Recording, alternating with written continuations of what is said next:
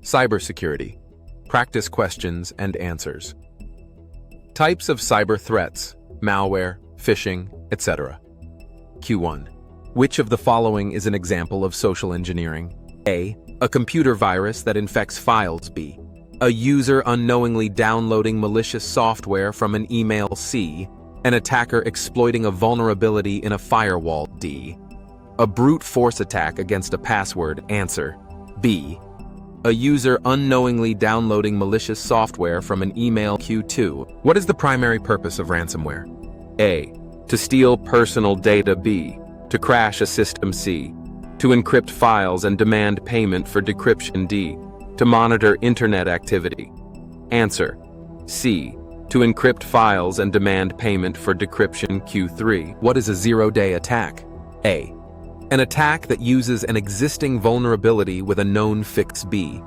An attack that targets systems after the vendor releases a patch. C. An attack that exploits a previously unknown vulnerability. D. An attack that uses social engineering tactics. Answer. C. An attack that exploits a previously unknown vulnerability.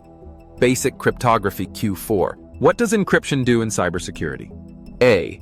Protects data by converting it into an unreadable format. B. Verifies the authenticity of a message. C. Stores passwords securely. D. Ensures data is compressed for faster transmission. Answer. A. Protects data by converting it into an unreadable format. Q5. Which of the following is an example of symmetric encryption? A. RSAB, AESC, SHA-256D, DSA. Answer. B. AES, Advanced Encryption Standard. Q6. What is the main difference between symmetric and asymmetric encryption?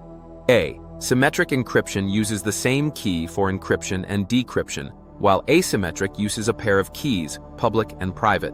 B. Symmetric encryption is faster than asymmetric encryption. C. Asymmetric encryption is used for file compression. D. There is no difference. Answer. A. Symmetric encryption uses the same key for encryption and decryption, while asymmetric uses a pair of keys, public and private. Firewalls, antivirus, and endpoint protection. Q7. What is the primary function of a firewall in cybersecurity? A. To filter incoming and outgoing network traffic based on predefined security rules. B. To prevent all network connections to a system. C. To scan files for malware. D. To back up system files. Answer. A. To filter incoming and outgoing network traffic based on predefined security rules. Q8. What is the main purpose of endpoint protection? A. To monitor network traffic. B. To secure individual devices, like computers and smartphones, from malware and unauthorized access. C. To manage user credentials. D. To encrypt network traffic. Answer. B.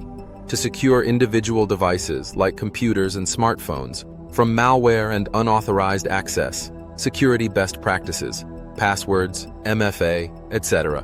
Q9. What is multi-factor authentication, MFA? A. A way of creating complex passwords. B. A security measure that requires 2 or more verification methods to access an account. C. A tool to encrypt data. D. A technique for detecting malware. Answer. B. A security measure that requires 2 or more verification methods to access an account. Q10. Which of the following is considered a strong password? A. 13456B. Password. C. Q1W2E3R4. D. ABC123. Answer. C. Q1W2E3R4. Q11. What is the best practice for handling passwords in a corporate environment? A. Share passwords with your colleagues to ensure smooth workflow. B. Use the same password for multiple accounts for ease of access. C. Use a password manager and enforce regular password changes. D. Write passwords down on sticky notes for easy access. Answer. C. Use a password manager and enforce regular password changes. Incident response and digital forensics. Q12. What is the first step in an incident response process? A. Eradicate the threat. B. Contain the threat. C. Identify the problem and gather data. D. Report the incident to authorities. Answer. C. Identify the problem and gather data pertinent. What is digital forensics primarily concerned with? A. Preventing cyber attacks. B. Collecting and analyzing evidence of cybercrime. C. Developing encryption algorithms. D. Designing secure networks. Answer: B. Collecting and analyzing evidence of cybercrimes, network and application security principles. Q14. Which of the following best describes the principle of least privilege? A. Giving users the maximum access rights they need to perform their job. B. Limiting user access to the minimum necessary to perform their job. C. Allowing users to access sensitive data without restrictions. D. Giving all users equal access to all resources. Answer: B. Limiting user access to the minimum necessary to perform their job. Q15.